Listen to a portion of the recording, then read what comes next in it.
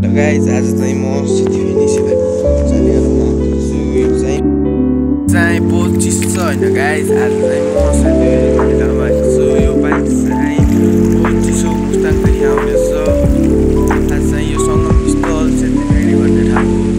यहाँ चाहिँ यो ठ्याक्क राति 12 बजे यहाँ गाई कराएको सुनिन्छ। सो त्यसपछि म हजुरलाई अगाडि भन्दैछु। यहाँ चाहिँ अगाडि टक्क बुझाएर ठाउँ सालिग्राम होइन। यहाँ चाहिँ एउटा कान्छा भन्ने बुवा हुनुहुन्छ। उहाँले चाहिँ यहाँ चाहिँ धेरै माछाहरू पनि पाइन्छ। यो काली गण्डकी यो चाहिँ मुस्ताङदेखि बगेर आइरहेको छ। सो होइन त्यही भन्दै यो चाहिँ यता मजुवा भन्ने ठाउँ हो। सो होइन त्यो चाहिँ कालीपुर होइन, त्यो चाहिँ पर्वत। सो यहाँ चाहिँ अगाडि टक्क बुझाएर ठाउँ सालिग्राम होइन। यहाँ चाहिँ एउटा कान्छा भन्ने बुवा हुनुहुन्छ। उहाँले चाहिँ धेरै माछाहरू पनि पाइन्छ। यो काली गण्डकी यो चाहिँ मुस्ताङदेखि बगेर आइरहेको छ।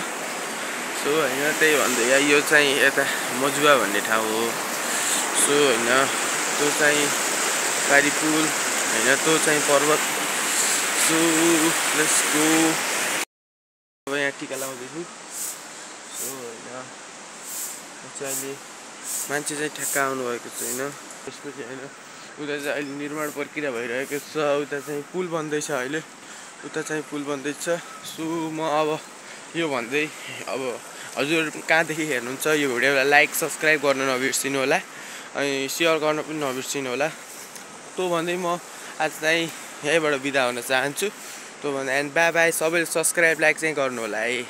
अनि यो खाना बस्नको लागि चाहिँ सुशान्त एन्ड सुशान्त होटलमा हजुरहरूलाई सेवा शुल्क सहित हजुरको केही रकम पनि छुट हुनेछ हजुरहरूले खाए अनुसार। सो त्यो भन्दै आज म यहाँ चाहिँ बिदा हुन चाहन्छु। By by guys. आउनु है सिला सालिग्राममा।